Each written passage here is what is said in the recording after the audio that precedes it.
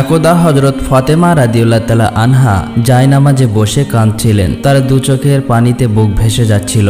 এমন সময় হযরত মুহাম্মদ সাল্লাল্লাহু আলাইহি ওয়াসাল্লাম ফাতিমার বাড়িতে আগমন করলেন এবং ফাতেমার ঘরে প্রবেশ করে দেখতে পেলেন জায়নামাজে বসে ফাতেমা রাদিয়াল্লাহু তাআলা আনহা অঝরে কাঁদছে। তখন বিশ্বনবী হযরত ফাতেমা রাদিয়াল্লাহু তাআলা আনহাকে উদ্দেশ্য করে বললেন, হে আমার কলিজার টুকরো মেয়ে ফাতেমা, তুমি তোমার জায়নামাজের কোনা উল্টে দেখো। তখন হযরত ফাতিমা রাদিয়াল্লাহু তাআলা আনহা তার জায়নামাজের কোনা উল্টে চমকে উঠলেন। তিনি বললেন, এ কি আব্বাজান, এই যে গলিত স্বর্ণের সদর দপ্তর গতিতে বয়ে যাচ্ছে। তখন হযরত মুহাম্মদ সাল্লাল্লাহু আলাইহি ওয়াসাল্লাম বললেন, মা, তোমার প্রয়োজন মতো স্বর্ণ উঠিয়ে রেখো, তার দ্বারা তোমার সংসার পরিচালনা করা এবং দুনিয়ার আরাম আয়েশ জাকজমক যা ইচ্ছা তাই করতে পারবে। দুনিয়ার সুখ শান্তি ক্ষণস্থায়ী, পরকালের সুখ শান্তি চিরস্থায়ী। এখন তুমি বুঝে বলো মা, দুনিয়ার সুখ শান্তি চাও নাকি আখিরাতের সুখ শান্তি চাও? হযরত মুহাম্মদ সাল্লাল্লাহু আলাইহি ওয়াসাল্লামের মুখে এমন কথা শুনে হযরত ফাতেমা রাদিয়াল্লাহু তাআলা আনহা জায়নামাজের কোনা ছেড়ে দিয়ে নবীজিকে বললেন, আব্বাজান, আমার দুনিয়ায় সুখ শান্তির কোনো প্রয়োজন নেই, আমি আখিরাতের সুখ শান্তির পিছে দৌড়াতে চাই। অনুরূপভাবে আরো একদিনের ঘটনা। একদিন ফাতেমা রাদিয়াল্লাহু তাআলা আনহা এমনই দুর্বল হয়ে পড়েছিলেন যে তিনি বিছানা থেকে উঠতে পারছিলেন না। এই ঘটনা হযরত মুহাম্মদ সাল্লাল্লাহু আলাইহি ওয়াসাল্লামের কাছে পৌঁছালে নবী করিম সাল্লাল্লাহু আলাইহি ওয়াসাল্লাম ফাতেমাকে দেখার জন্য তার বাড়িতে তাশরিফ আনলেন। নবী করিম সাল্লাল্লাহু আলাইহি ওয়াসাল্লাম ফাতেমার দরজায় উপস্থিত হয়ে ফাতেমাকে ডাকতে লাগলেন, কিন্তু ভিতর থেকে কোনো আওয়াজ আসছিল না।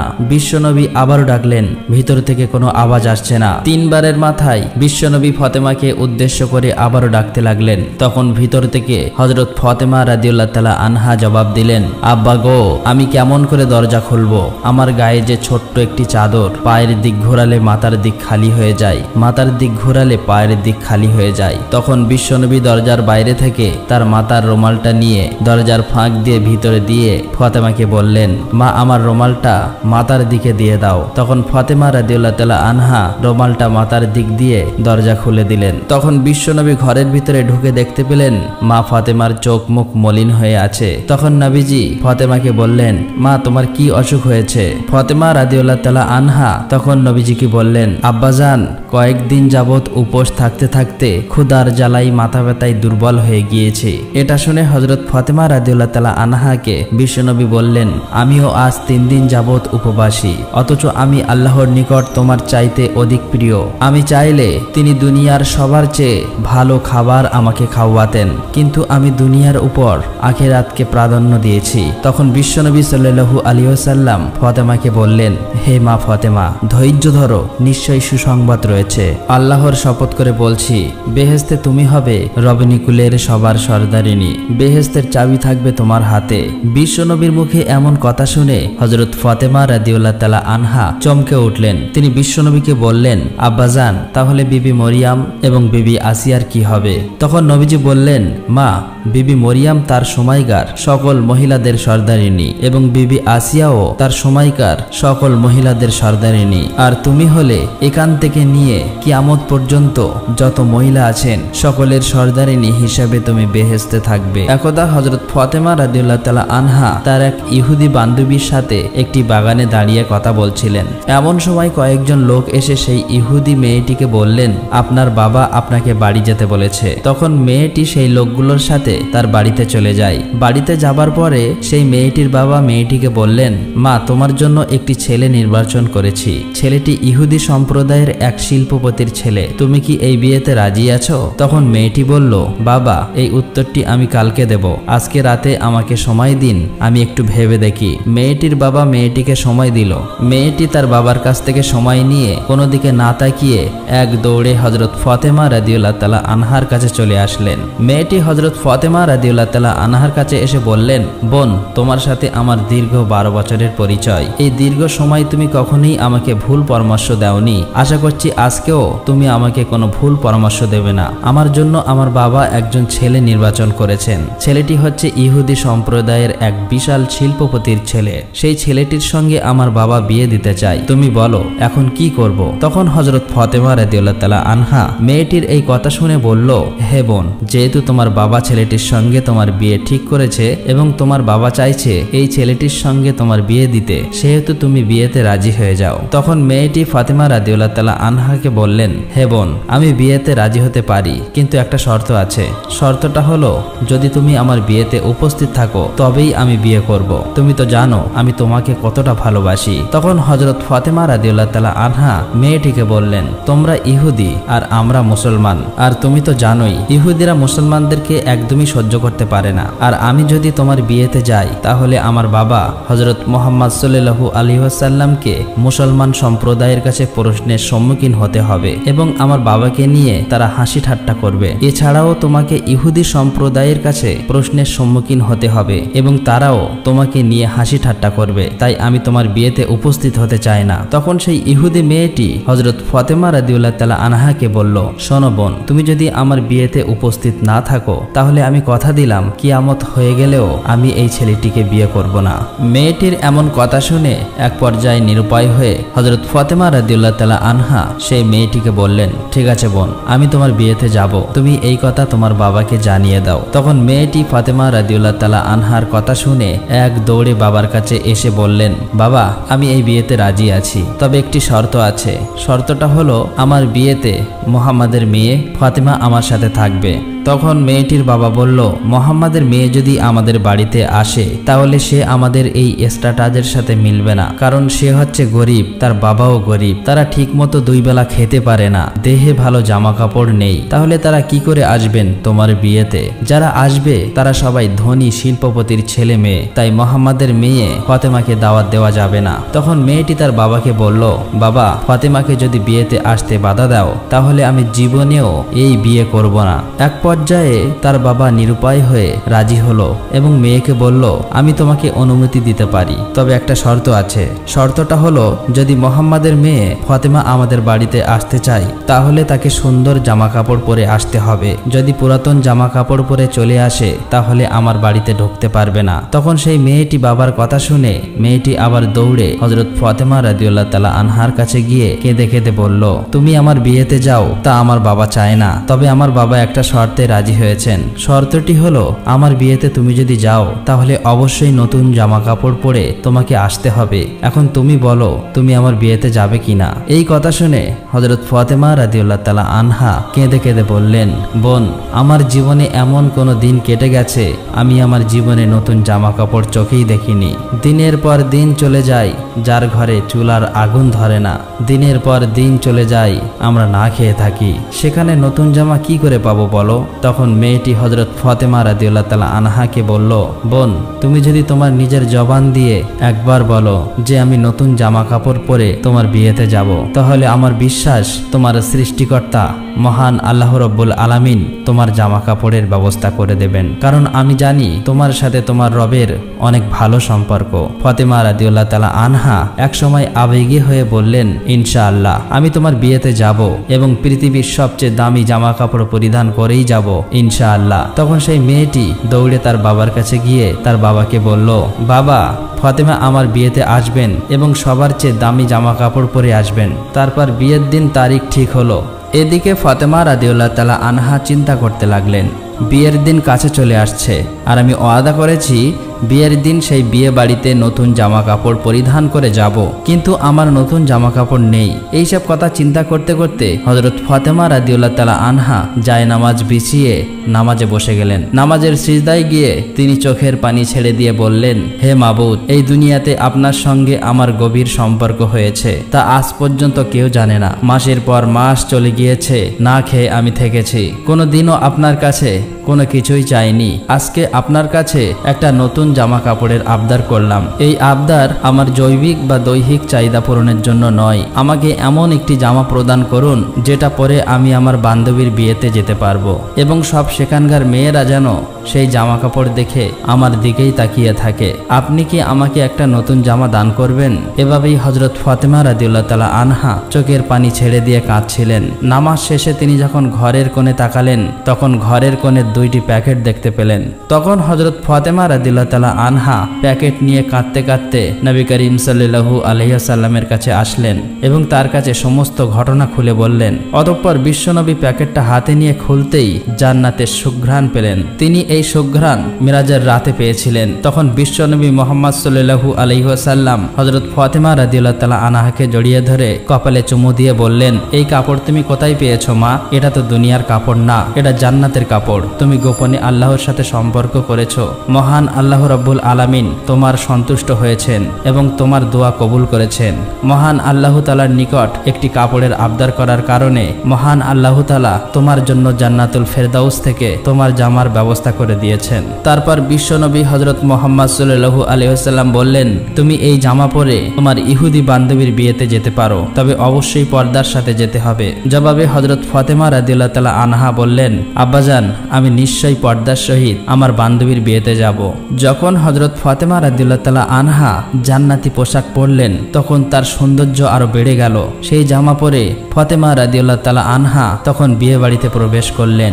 সেই জামা কাপড় পরে ফাতেমা রাদিয়াল্লাহু তাআলা আনহা যখন বিয়ে বাড়িতে প্রবেশ করলেন তখন যেন সবকিছুই আলোকিত হয়ে গেল।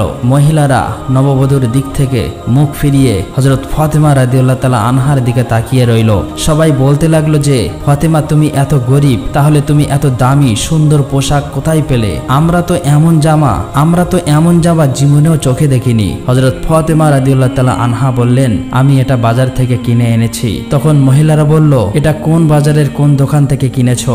ফাতেমা রাদিয়াল্লাহু তাআলা আনহা বললেন, তোমরা সেই বাজার চিনবে না, সেই দোকানও চিনবে না, এমনকি যে রাস্তা দিয়ে আমি সেই বাজারে গিয়েছি সেই রাস্তাও তোমরা চিনবে না। তখন সেই মহিলারা বলল, আমরা চিনব, তুমি শুধু একবার ঠিকানা বলো। তোমার ঠিকানা বলতে দেরি, কিন্তু আমাদের সেই বাজারে চিনতে দেরি হবে না। তখন ফাতেমা রাদিয়াল্লাহু তাআলা আনহা তাদেরকে বলল, আমি যে বাজারের দোকান থেকে এই জামাটা কিনেছি সেই দোকানে কোনো সাধারণ রাস্তা দিয়ে যাওয়া যায় না। ওই দোকানে যেতে হলে একটা বিশেষ রাস্তা দিয়ে যেতে হয়, আর সেই রাস্তার নাম সিরাতুল মুস্তাকিম, যে রাস্তার জন্য আমার বাবা হযরত মুহাম্মদ সাল্লাল্লাহু আলাইহি ওয়াসাল্লাম সবসময় দিনের দাওয়াত দিয়ে থাকেন, যে রাস্তার জন্য আমার বাবা তায়েফের জমিনে 3 বার রক্তাক্ত হয়েছেন। সেই রাস্তার নাম হলো সিরাতুল মুস্তাকিম।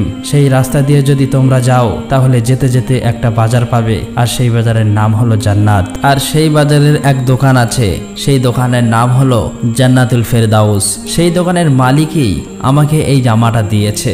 মহিলারা এই জামা পাওয়ার জন্য এতটাই ব্যাকুল হয়ে উঠল যে তাদের মধ্যে একজন বলল, ফাতেমা, আমরা যেতে চাই সেই দোকানের মালিকের কাছে, তুমি আমাদেরকে সেখানে নিয়ে চলো। জবাবে ফাতেমা রাদিয়াল্লাহু তাআলা আনহা বলল, সেই দোকানের মালিকের কাছে যেতে হলে তোমাদেরকে একটি বাক্য পাঠ করতে হবে। তোমরা কি পারবে সেই বাক্যটি পাঠ করতে? মহিলারা সবাই একসাথে বলে উঠল, হ্যাঁ, আমরা পারবো। তুমি বলো আমাদেরকে কি সেই বাক্য।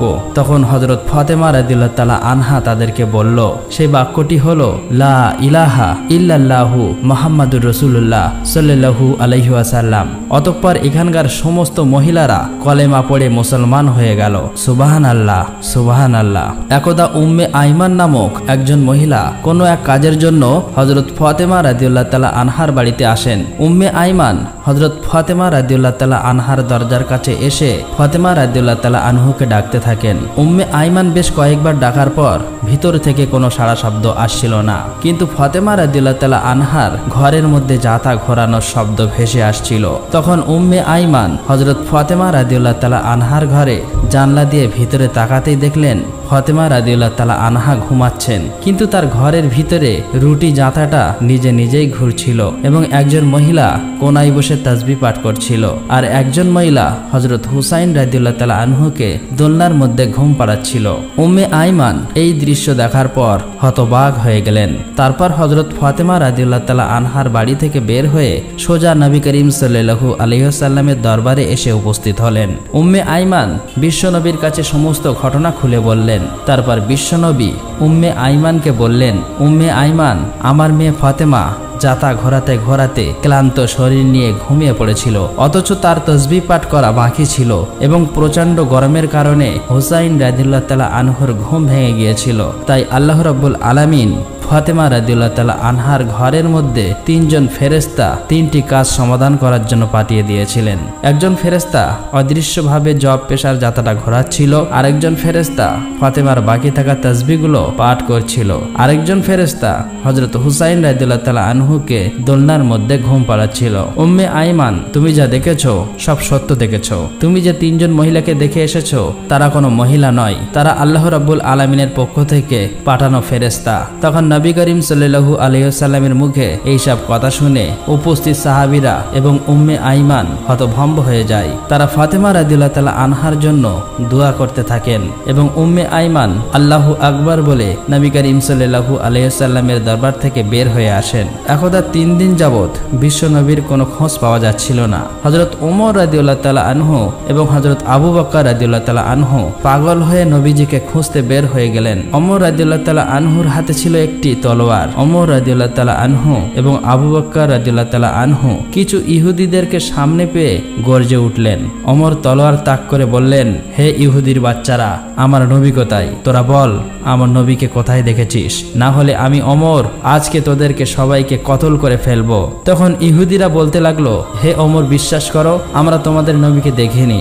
তখন হযরত আবু বকর রাদিয়াল্লাহু তাআলা আনহু ওমরকে বললেন, ওমর চলো আমরা সামনের দিকে যাই, সেখানে হয়তো কিছু রাখালকে দেখতে পাবো, যাদের কাছে জিজ্ঞেস করলে হয়তোবা বিশ্বনবীর খোঁজ পাওয়া যেতে পারে। অতঃপর হযরত আবু বকর রাদিয়াল্লাহু তাআলা আনহু এবং ওমর রাদিয়াল্লাহু তাআলা আনহু সামনের দিকে হাঁটতে থাকলেন। কিছু দূর হাঁটার পর তারা একটি পাহাড়ের কাছে গিয়ে রাখালদেরকে দেখতে পেলেন। আবু বকর রাদিয়াল্লাহু তাআলা আনহু রাখালদেরকে জিজ্ঞেস করলেন, হে রাখালেরা, তোমরা কি এদিক দিয়ে আমাদের দিনের নবীকে যাইতে দেখেছো? তখন রাখালদের মধ্যে একজন জবাব দিলেন, আমরা আজকে 3 দিন যাবত একজন লোককে এই পাহাড়ের গুহার মধ্যে সেজদায় পড়ে কান্নারত অবস্থায় দেখেছি। লোকটি আজকে 3 দিন ধরে কান্না করেই চলছে। তার কান্না শুনতে পেয়ে আমাদের পশু পাখিগুলো আজকে 3 দিন যাবত কোনো ঘাস পানি খাচ্ছে না।